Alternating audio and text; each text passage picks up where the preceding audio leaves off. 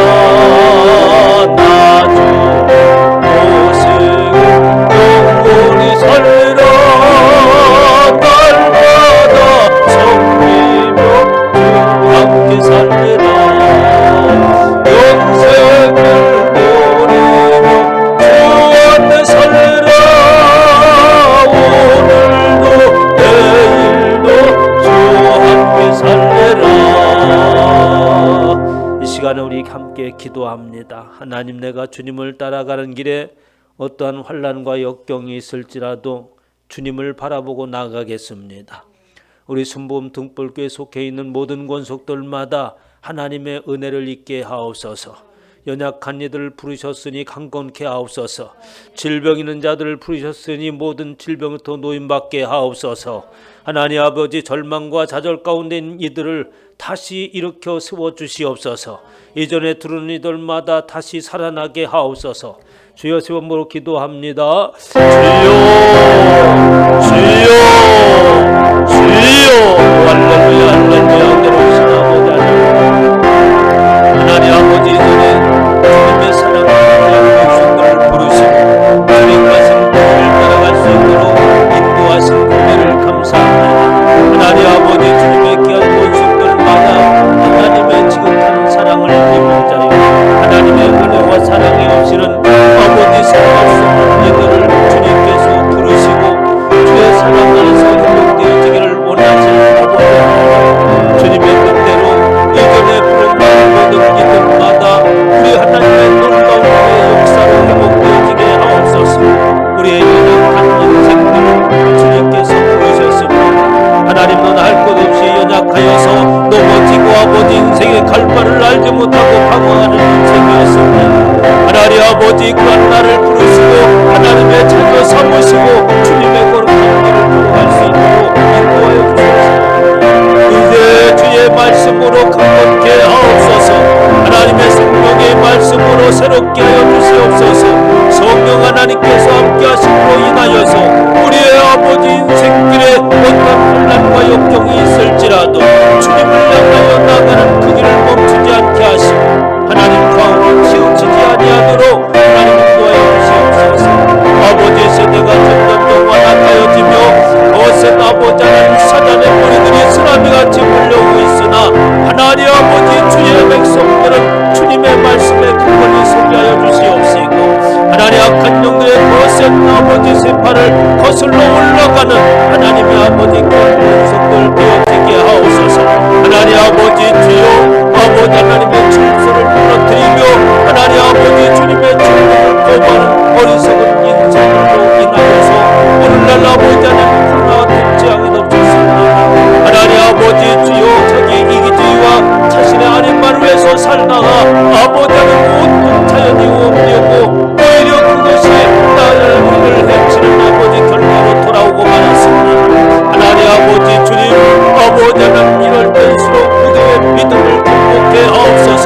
하나님 아버지, 우리의 믿음의 경주소가 어디에 있는지 하나님 말씀을 비춰보게 하여 주시옵시고 하나님 코로나를 통하여서 나는 참다운 그리스도로서 하나님을 예배하며 믿음을 지켜나가고 있는지 돌아볼 수 있도록 하나님 아버지 도와여 주시옵소서.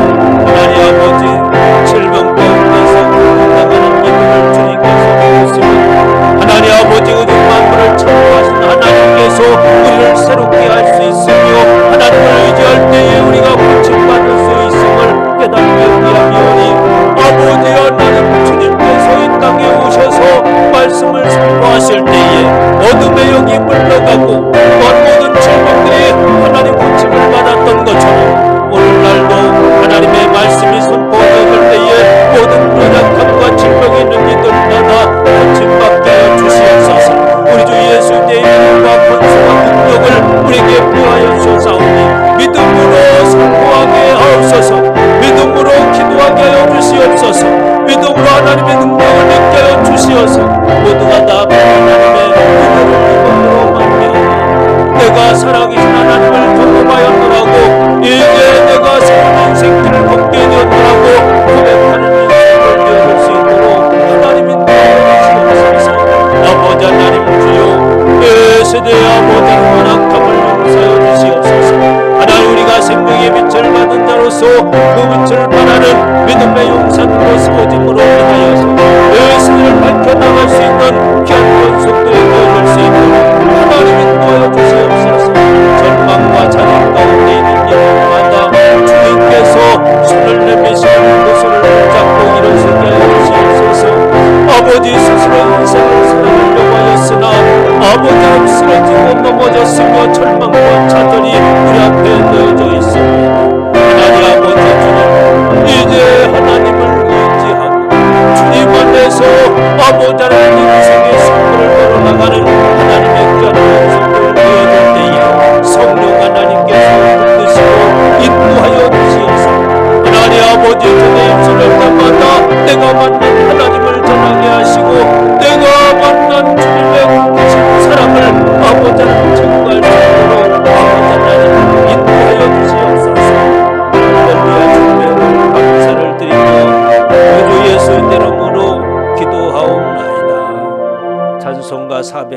437장을 찬양합니다. 437장을 찬양하겠습니다.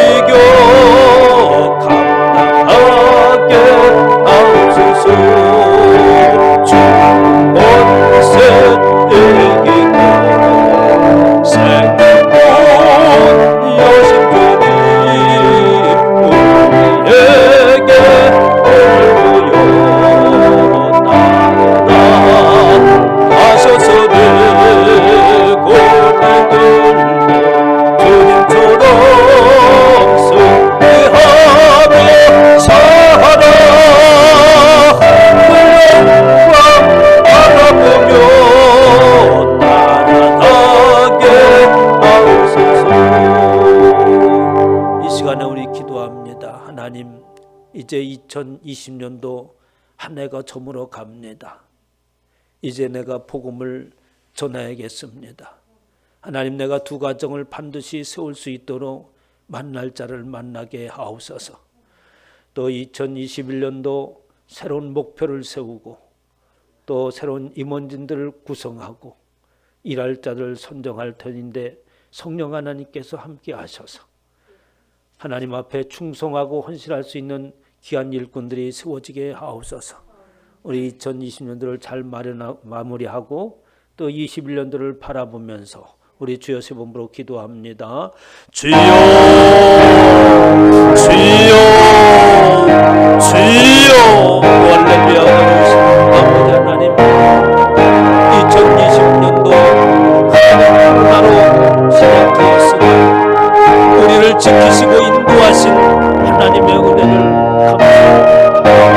하나님 아버지, 내가 이 어려운 가운데도 충성하고 헌신하며 하나님과의 깊은 관계를 유지하며 살아갈 수 있도록 인도하시니 감사합니다.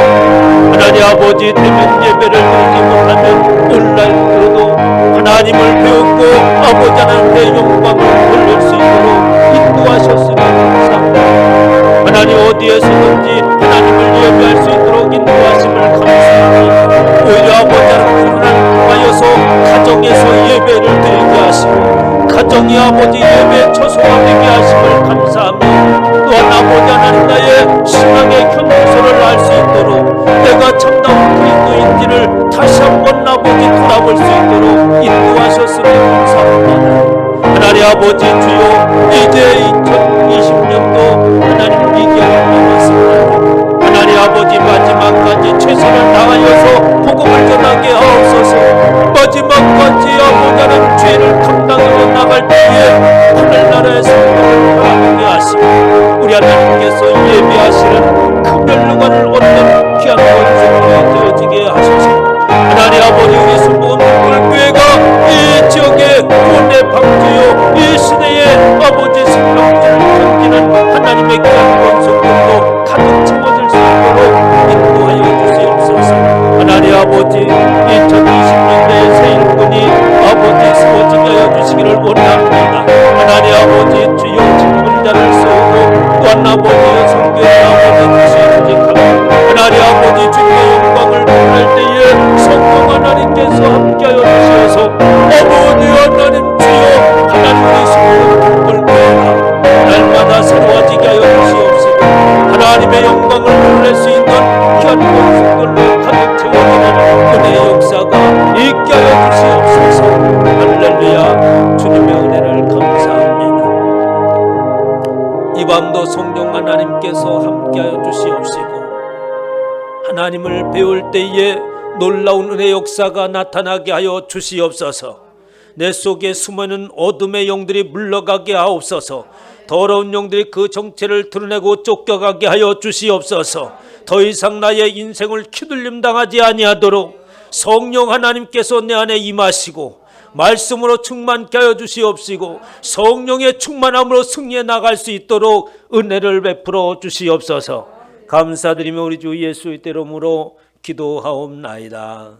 아멘. 하나님의 말씀은 아가서 1장 15절로 2장 7절 말씀까지 보겠습니다.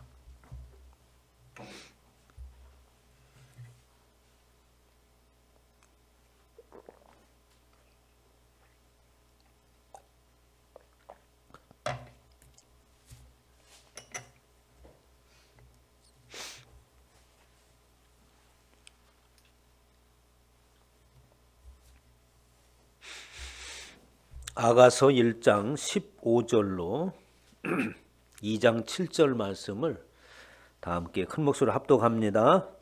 내 사랑아, 너는 어여쁘고 어여쁘다. 내 눈이 비둘기 같구나. 나의 사랑하는 자야, 너는 어여쁘고 화창하다. 우리의 침상은 푸르고 우리의 집은 백향목 들보 잣나무 석가래구나. 나는 샤론에 수순하여 골짜기에 백합화로다. 여자들 중에 내 사랑은 가시나무 가운데의 백합화 같도다. 남자들 중에 나의 사랑하는 자는 숯불 가운데 사과나무 같구나. 내가 그 그늘에 앉아서 심히 기뻐하였고 그 열매는 내 입에 달았도다. 그가 나를 인도하여 잔치집에 들어갔으니 그 사랑은 내 위에 깃발 이로구나. 너희는 곤포도로 내 힘을 돋고 사과로 나를 시원하게 하라. 내가 사랑함으로 병이 생겼습니다. 그가 왼팔로 내 머리를 고이고 오른팔로 나를 안는구나. 에루살렘 딸들아, 내가 노루와 들사슴을 두고 너에게 부탁한다. 내 사랑이 원하기 전에는 흔들지 말고 깨우지 말지니라. 아멘. 할렐루야. 시간에 하나님께서 저와 여러분에게 주시는 말씀은 아가서 1장 15절로 2장 7절 말씀으로 승리의 사랑의 깃발을 꽂기까지란 제목으로 하나님의 말씀을 선포하도록 하겠습니다. 아가서는 솔로몬의 노래 중에 노래, 가장 아름다운 노래라고 이렇게 제목을 붙였습니다. 인생에 있어서 가장 아름다운 것이 바로 사랑할 때인 것이고, 또 그 중에 가장 아름다운 것이 또 부부간에 또 이 사랑을 맺을 때가 가장 아름답고, 또 사람들이 가장 또 열망하고 또 기대하는 그러한 사랑이죠. 그래서 솔로몬과 그 술람이라고 하는 여인과의 그 사랑의 속삭임의 이야기가 이제 결혼을 준비하면서 또 결혼하기 전에 그 함께 사모하며 이야기를 나누고 사랑을 나누었던 일들을 회상하고, 그리고 이제 결혼 첫날 밤을 준비하는 것이 1장 1절에서 14절에 있는 말씀이었어요. 이제는 드디어 15절서부터 또 2장 7절에는 그 신랑과 신부가 이제 신방을 꾸며서 첫날 밤을 지나는 그러한 내용이 오늘 본문의 말씀입니다. 그래서 첫날 밤에 관한 이야기를 하니까 그 얼마나 달콤하겠습니까? 또 귀가 간지럽기도 하고 얼굴이 좀 붉기도 하지만 아무튼 그 아름다운 시간입니다. 그래서 그 시간을 이제 서로 또 그 마주 보면서 속삭이면서 얘기하는 내용들을 보면은 얼마나 그 이 두 사람이 서로 깊이 사랑하고 있는가라고 하는 것을 알 수 있습니다. 그래서 인생을 살아가면서 영원토록 이런 사랑 가운데 살았으면 얼마나 좋겠어요. 그렇잖아요, 권사님? 정말 영원히 이 사랑이 떠나지 않을 것을 확신하면서 사는데 그게 몇 개월 가지 않는 것이 또 인생 아니겠어요? 내 마음대로 지킬 수도 없는 것이고, 또 때로는 또 혼자 남겨두고 훌쩍 떠나기도 하고, 그 인생 가는 길을 누가 막겠습니까? 세월이 흐르다 보면 여러 가지 상황이 있어서 결혼했을 때는 그냥 제가 그 퇴근을 하면 왜 이렇게 집이 빨리 가고 싶은지, 그럼 또 그 아내는 어떻습니까? 밥상을 차려놓고 준비하고 기다리고, 이런 알콩달콩한 것이 있었잖아요. 그때 생각하면은 너무 좋습니다. 그러던 것이 얼마 안 가면 이제 다 사라지고 알아서 밥 먹으라 그러고 이제 조금 이제 서글퍼지죠. 이제 그래 찾아 먹으라 그러고 아직까지도 차려달라고 그러냐고 그러고 이러면 많이 변했구나 하는 생각이 들기도 하죠. 어쨌든 이런 사랑이라고 하는 것은 모든 인생들이 사람들이 그 뭡니까? 간절히 바라는 것이죠.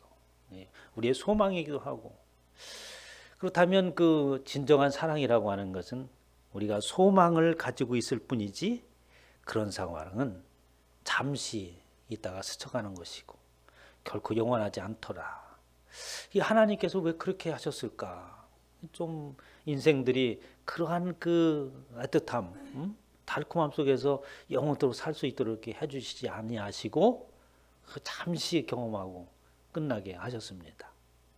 우리 육신을 가지고 있는 인생이라고 하는 것은 모든 것이 후패하게 되어 있잖아요. 물질이라고 하는 것은 이 땅에 하나님의 창조하신 물질은 점점점 변해가고 있는 겁니다. 소멸되어 가고 있는 것이죠. 역시 저와 육체도 마찬가지이기 때문에 그렇습니다. 그럼 우리에게 무엇을 가르쳐 주려고 그러겠어요? 영원한 것은 육체 가운데 있는 것이 아니라 하나님의 나라에 따로 있다라고 하는 것을 우리에게 가르쳐 주기 위함인 줄 믿으시기 바랍니다.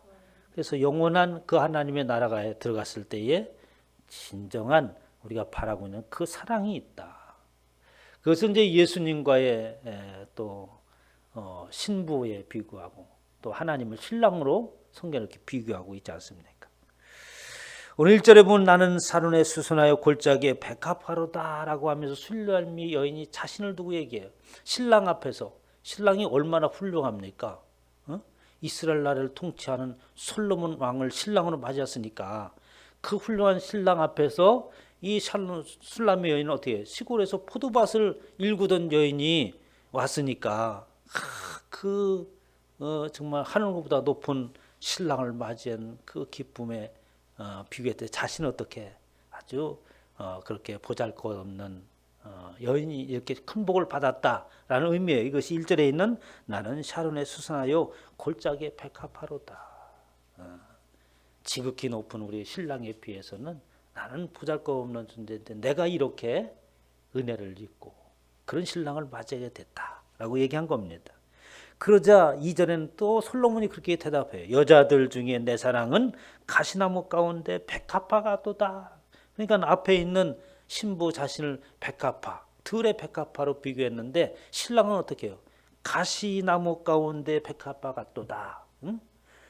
이 들에 있는 백합화, 그 백합화는 주에는 모든 것은 어떻게 가시나무에 불과한 것처럼 그 가운데 아주 홀로 피어 있는 아름다운 백합화처럼 아주 돋보이고 가장 아름다운 존재다라고 이렇게 대답을 하니까 앞에 술람이 아내가 얘기를 하자 또 거기에 맞춰서 신랑이 또 아주 최고의 그 사랑의 고백을 하는 내용이 2절에 있는 말씀이에요.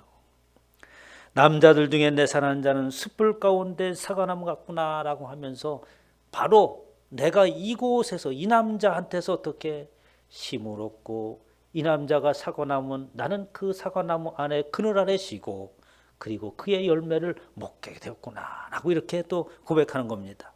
그늘에 앉아서 심히 기뻐하였고 그 열매는 내 입에 달았도다라고 하니까 그 얼마나 이 행복한 이야기를 하고 있습니까? 그러면서 이제 그가 나를 인도하여 잔치집에 들어갔으니 그 사랑은 내 위에 깃발이로다. 마침내 내가 사랑의 승리를 했다. 사랑의 그러니까 잔치집에 들어갔으니 혼인을 하고 그 잔치를 벌여서 이제 신방을 차리도록 했으니 그 사랑은 내 위에 깃발이다. 깃발이라고 하는 승리를 말하잖아요. 근데 그 승리의 깃발은 무슨 깃발이냐? 바로 사랑의 깃발이었다라고 이렇게 얘기하는 것입니다. 그래서 우리가 사랑을 왕성한다고 하는 것은 곧 인생의 승리인 줄 믿으시기 바랍니다. 그러면서 너희는 건포도로 내 힘을 돋고 사과로 나를 시원하게 하라. 내가 사랑함으로 병이 생겼음이라 라고 하면서 이 여인이 얼마나 그 솔로몬을 사랑하는지 상사병에 들 정도로 그러니까 조금만 잠시만 해도 안 보게 되면 보고 싶고 기다리고 그러다가 내가 병이 생길 정도로 그렇게 사모한다는 말입니다. 그래서 사랑이라고 하는 것은 무엇을 불러일으키는 거예요? 사모함, 그리움 이런 것들을 불러일으키잖아요. 그래서 하루빨리 가서 보고 싶기도 하고 또 보고 싶고 또 보고 싶고 하는 것이 이 사랑이라고 하는 것이 있기 때문에 그렇습니다. 그래서 그렇게 내가 너무도 사랑함으로 인해서 그 사모함이 오히려 나에게 병이 생길 정도로 나는 사모한다. 결국 엄청난 아주 사랑을 한다는 말이죠. 그러면서 그의 왼팔로 내 머리를 기우고 오른팔로 나를 안는구나 라고 하면서 상상을 해보세요. 그래서 솔로몬이 왼팔로 팔벽을 해주고 또 오른팔로 싹 감싸주는 그런 이제 장면이 눈에 선에 들어오죠. 예. 권사님도 해봤을까 그렇게 그런 이제 떠오릅니다. 그러면서 이제 이 신랑이 얘기하는 거예요. 7절에 보면 예루살렘의 딸들아 내가 노루와 들사슴을 두고 너희에게 부탁한다. 내 사랑이 원하기 전에는 흔들지 말고 깨우지 말자라. 내 사랑하는 여인이 잠들었다. 그 여인이 본인이 원하기 전에는 절대로 깨우지 마라. 이 잠자는 모습이 얼마나 아름다운지. 사람이 잠자는 모습이 아름다운지는 잘 모르겠어요. 아직 못 봤죠. 잠자는 거 뚫이 아파서. 그런데 우리가 어린아이들 잠자는 거 보면 아름답잖아요. 그같이 청순하고 아주 아름다울 수가 없습니다. 어린아이들 잠자는 것 보면은 마치 아마 이 솔로몬이 그 사랑하는 여인을 볼 때에 그렇게 느꼈던 것 같아요. 그래서 잠든 모습을 바라보면서 깨우지 말라. 본인이 일어나서 본인이 언제까지 깨워달라기 전까지는 절대로 아무도 여인을 깨우지 말라. 그리고 이렇게 첫날 밤의 이야기를 아주 달콤한 이야기를 합니다. 그리고 오늘 본 말씀 야가서가 그러면 이 땅에서 살아갈 때에 이렇게 달콤하게 인생을 살아가야 된다라는 이야기를 우리에게 들려주려고 하는 것이냐? 물론 그렇죠. 그런데 이런 이야기는 그렇게 얘기한다고 한다면 어떻습니까? 세상에도 많은 이야기들이 있어요. 부부간은 이렇게 살아라, 사랑은 이렇게 하나, 자녀 교훈 이렇게 하나, 수도 없이 많은 배울 것들이 많이 있습니다만 또 인생이 그렇게 되는 게 아니잖아요. 사람 뜻대로 되지 않습니다. 아가서를 통하여서 말하고자 싶은 것은 우리가 소망하는 그 사랑이라고 하는 것은 어디에서 찾을 수 있고 그 사랑을 받은 자는 누구냐라는 말을 하고 있는 것입니다. 우린 저와 여러분 모두는 술람미 여인이 신랑한테서 받은 그 사랑을 저와 여러분 모두가 다 받고 있는 것인 줄 믿으시기 바랍니다. 오늘 본 말씀 가만히 살펴보면 2절에 신랑이 이렇게 얘기하죠. 내 사랑은 가시나무 가운데 백합화 같도다 라고 얘기했습니다. 앞서 말씀드린 것 같이 가시나무 가운데 다른 이 백합화 술람면의 백합화 꽃에 비하면 다른 것들은 다 소용없는 그저 불쏘시개에 불과한 가시나무에 불과하다 이런 이야기도 되겠지만 그러나 이 술람미 여인은 바로 저와 여러분과 비교를 한다면 그리고 솔로몬을 예수님과 비교를 한다면 이렇습니다. 너는 가시나무 가운데 백합화 같구나. 세상을 살아가는 그 세상의 바탕이 어디겠어요? 가시나무 가운데 있는 것이고 저와 여러분들이 그 가운데 피어 있는 것입니다. 때로는 찔리기도 하는 것이고 때로는 덤불에 묻히기도 하는 것이고 그 가운데 세상 세파를 이고 피어 있는 그 꽃이 바로 저와 여러분들 믿으시기 바랍니다.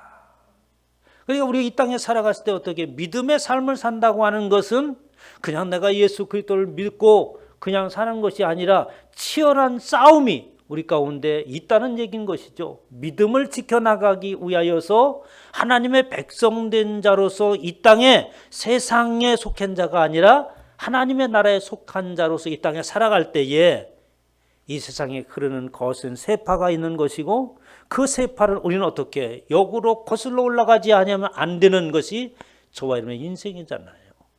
그러니까 우리가 꽃이 피었다고 하는 것은 그냥 평범한 꽃이 아니라 가시나무 천지가 있는 그곳에 우뚝 서서 아름답게 피어있는 꽃과 같다는 거 하는 것입니다. 저와 여러분들 이런 승리가 있기를 주님의 축원합니다.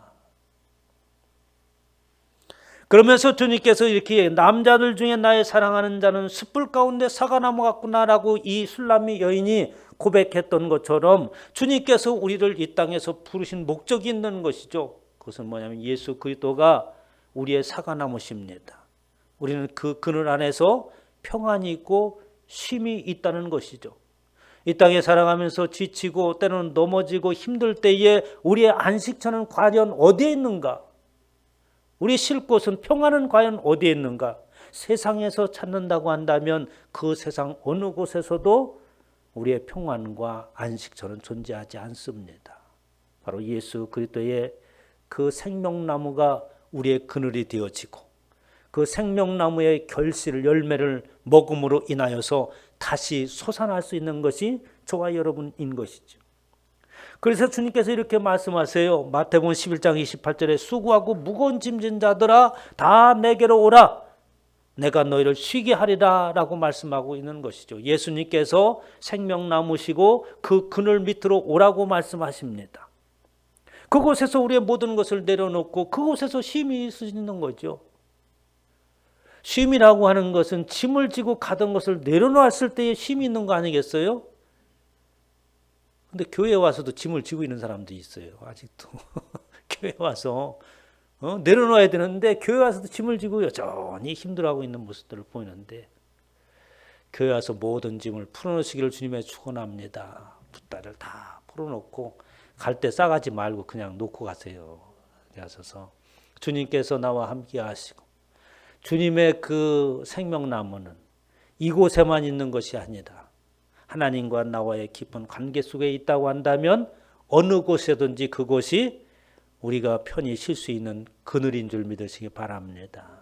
그렇게 우리는 예수 그리스도를 믿으면서 때로는 치열한 영적 전쟁이 있고 때로는 쉴 때 가서 평안과 기쁨으로 쉴 수 있는 것이 바로 저와 내 믿음의 삶이라고 말할 수 있는 겁니다. 요한복음 14장 27절에 보면 평안을 너에게 끼쳐놓으니 나의 평안은 너에게 주노라. 내가 너에게 주는 것은 예수 그리스도께서 주는 평안이라고 하는 것은 세상에서 주는 평안과는 비교가 되지 아니하고 세상에서 주는 평안이라고 하는 것은 영원하지 않습니다. 그래서 예수님께서 이 땅에 오셔서 우리에게 평안을 주려고 하는데 그것은 지금까지 너희가 세상에서 경험했던 그렇게 얻는 것이라고 생각했던 그 평안이 아니다. 그리고 그렇게 얻으려고 했던 그 평안은 우리 인생들에게 주어지지 않지 않느냐. 이제부터 내가 참다운 평안을 너에게 주겠다. 세상에서 줄 수 없는 그 평안을 가지고 주님께서 우리 가운데 오셨습니다.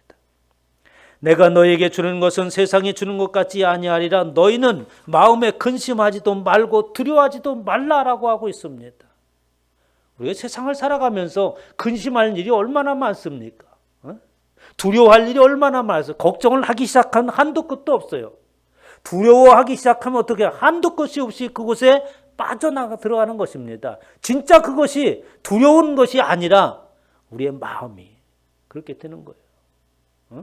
아무리 두렵고 떨리고 하더라도 그 시간이 지나버리면 아무것도 아니잖아요.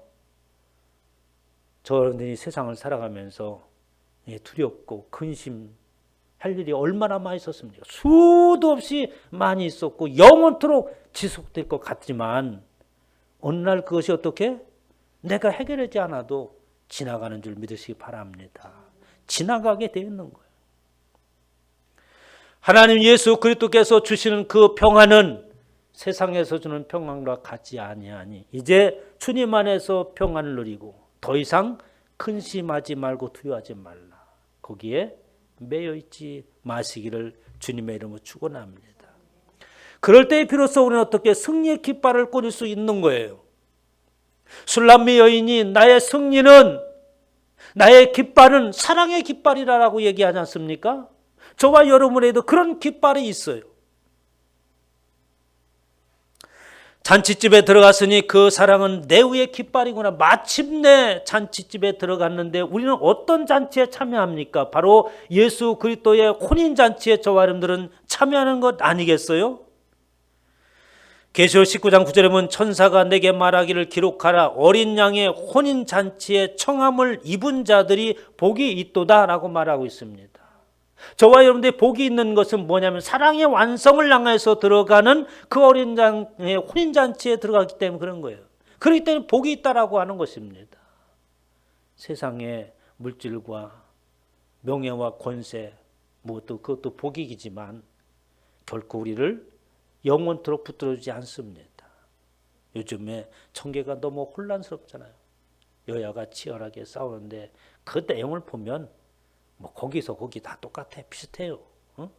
이제 그만들 했으면 좋겠다는 생각이 듭니다. 똑같은 사람들끼리 서로 싸우고 있으니까 말이죠. 그렇게 우리는 예수 그리스도께서 마련하시는 그 혼인잔치에 들어갑니다. 술람미 여인이 솔로몬을 만나서 나는 들의 백합화와 같습니다 라고 말하자 아니다 너는 가시나무 가운데 백합화라. 그 혼인잔치에서 저와 여러분을 그렇게 주님께서 부르지 않겠어요?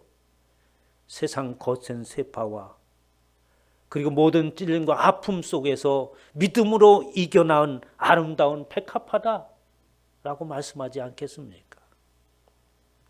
요한복음 3장 16절에 보면 하나님이 세상을 이처럼 사랑하셨다라고 하십니다. 그래서 저와 여러분들은 마침내 승리의 깃발을 꽂을 수밖에 없는 것은 그것은 뭐냐면 바로 예수 그리스도의 사랑이요 하나님의 사랑으로 말미암은 것입니다. 세상을 사랑하사라고 하는 것은 저와 여러분을 사랑해서 말하는 말씀입니다. 그 사랑을 예수님께서 말로만 하신 것이 아니라 그것을 확증하셨죠. 어떻게? 십자가를 지심으로써 그 사랑을 확증하셨습니다. 내가 무엇으로 당신에게 사랑을 보여줄까? 응? 다이아몬드 하나면 됩니다. 뭐 이런 것이 아니라 예수님께서 생명을 가지고 오신 줄 믿으시기 바랍니다. 이렇게 우리의 사랑을 확증해 주신 거예요. 로마서 5장 8절에 우리가 아직 죄인 되었을 때 그리스도께서 우리를 위하여 죽으심으로 말미암아 생명을 가져오심으로 말미암아 하나님께서 우리에 대한 자신의 사랑을 확증했다. 그러니까 우리는 어떻게 술람미 여인이 이야기하는 그 사랑 이상의 사랑을 받은 자예요. 예수 그리스도를 믿는다고 하는 것은 이 사랑 가운데 들어가는 것입니다. 사랑의 증표가 뭐냐? 생명을 가진 거예요. 내가 사랑하는 증거 이거다. 목숨을 내놓고는 사랑한다.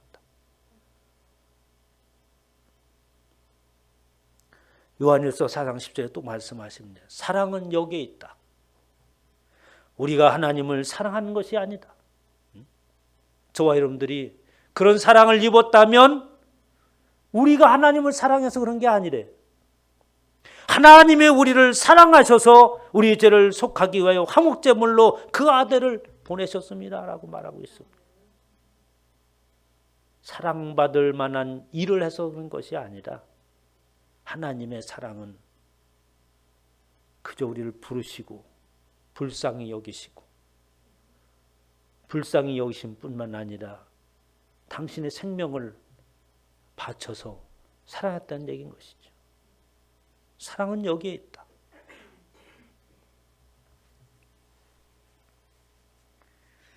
사랑이라고 하는 것은 세상에서 가장 아름다운 것이기도 하지만 성경에 있는 모든 율법과 계명이 사랑하느로 통하지 않아요. 응?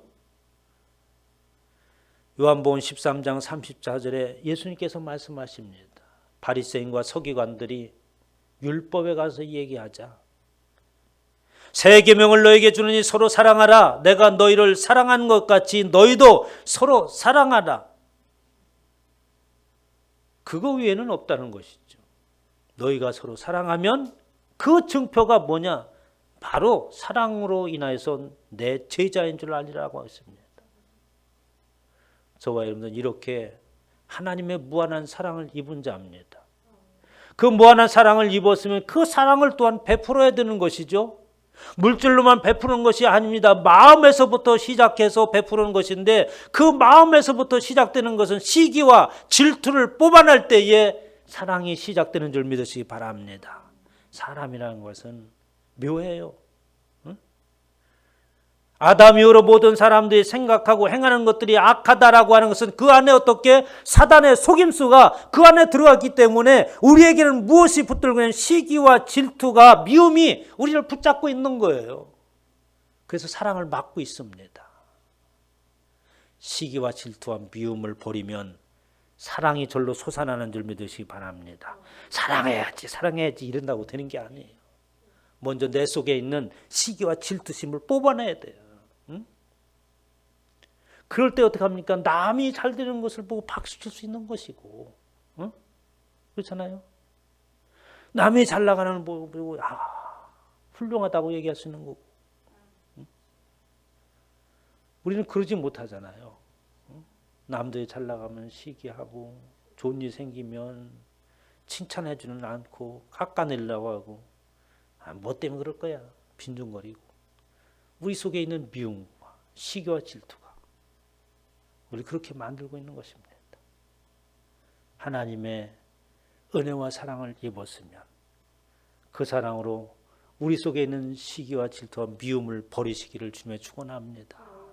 그것만이 사랑의 완성의 길로 가는 것이고 예수님의 제자라고 칭함을 받을 수 있는 거예요. 내게 그것이 아직까지 없다고 한다면 어떻게 자신 있게 나는 예수 그리스도의 제자입니다. 그리스도인입니다. 하나님의 나라의 백성입니다.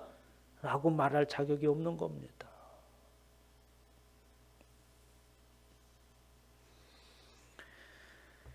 이제 하나님의 자녀가 되었으면, 우리 속에 시기와 질투를 뽑아버렸으면 우리 안에 남는 것은 사랑만이 남잖아요.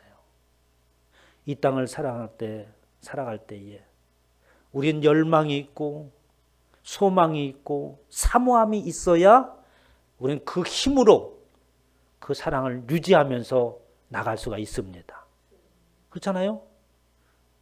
바라보고 소망하고 열망하고 사모하는 것이 없다고 한다면 우리는 뭘로 끌고 가겠습니까? 우리 신앙도 그런 것이 있어야 되는 거죠. 오늘 5절 말씀에 보면은 내가 사랑함으로 병이 생겼다. 사모함이 극에 달했다라고 하는 거예요. 이제는 저와 여러분이 무엇을 사모해야 됩니까? 응? 뭘 사모해야 우리는? 하나님을 예배를 사모하고 예수 그리스도를 날마다 만나는 것을 사모하고 그의 음성을, 세밀한 음성을 듣는 것을 사모하시기를 주님으로 축원합니다. 그래서 우리는 늘 그러한 하나님을 향한 사모함이 우리 가운데 있어야 돼요.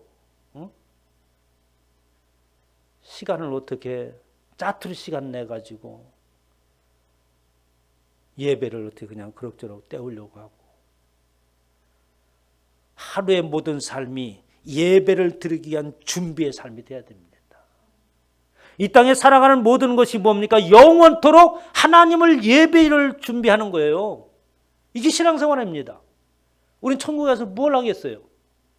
하나님을 배우는 일이죠. 그분을 찬송하고 하나님의 은혜에 감격하여서 그 감격으로 하나님을 찬양하고 그 일을 하는 거예요. 그런데 우리의 감격이라고 하는 것이 어떻게 생기는 거예요? 감격이 그냥 생깁니까? 어떠한 일을 이겼을 때에 감격이 있잖아요. 극적인 반전을 해서 승리했을 때 어떻게 합니까? 감동이 있는 거잖아요. 이 땅에 살아가면서 우리의 신앙의 삶이라고 하는 것은 바로 예수 그리스도를 믿음으로 인하여서 극적인 반전이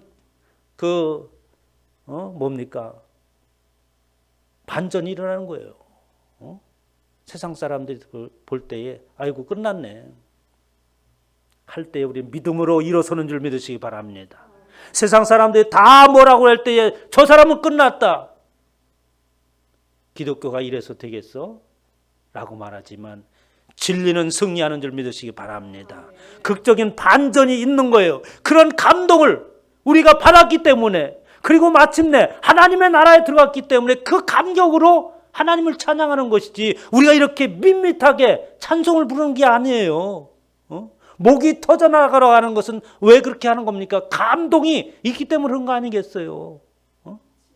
그것을 어디에서 마련합니까? 세상에서 살아가면서 내가 지켜야 될 것이 무엇인가를 분명히 알 때에 감동적인 일들이, 반전이 일어나는 거죠. 싸우지 않고 승리하는 게 어디 있습니까?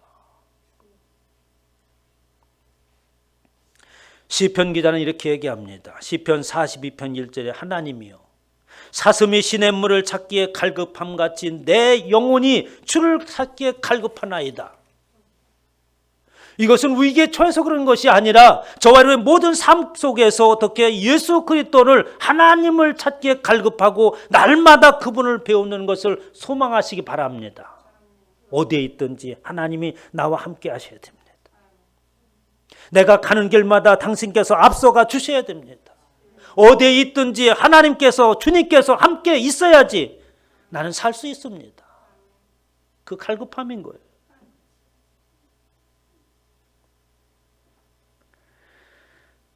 그럴 때 우리는 주 안에서 승리할 수 있죠. 내 영혼이 하나님 곧 살아계신 하나님을 갈망하나이다. 내가 어느 때에 나가서 하나님을 배울까? 그런 사모함이 있어야죠. 그때에 솔로몬이 술람미 여인을 왼팔로 발베개라고 오른팔로 안아주는 것처럼 주님께서 저와 여러분들을 안으시는 줄 믿으시기 바랍니다. 주님의 품 안에 있는 거죠. 주님의 품 안에 있을 때 우리는 안전합니다.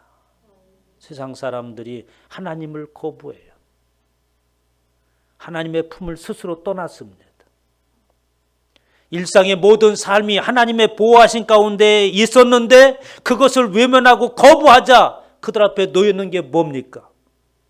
사망이라고 하는 것이 놓여 있잖아요. 바이러스 하나 어찌할 수 없는 상황 가운데 처해 있었어요.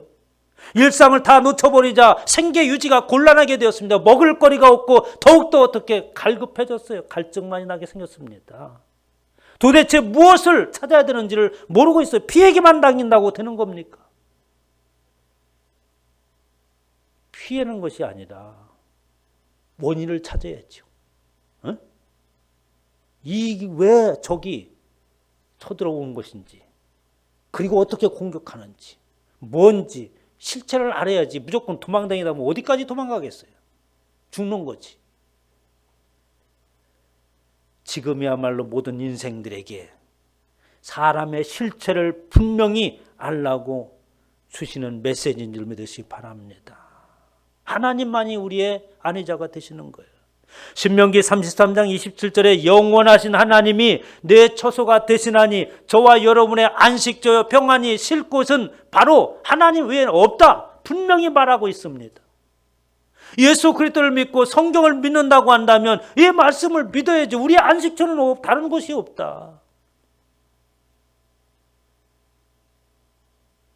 그의 영원하신 발이 내 아래에 있도다.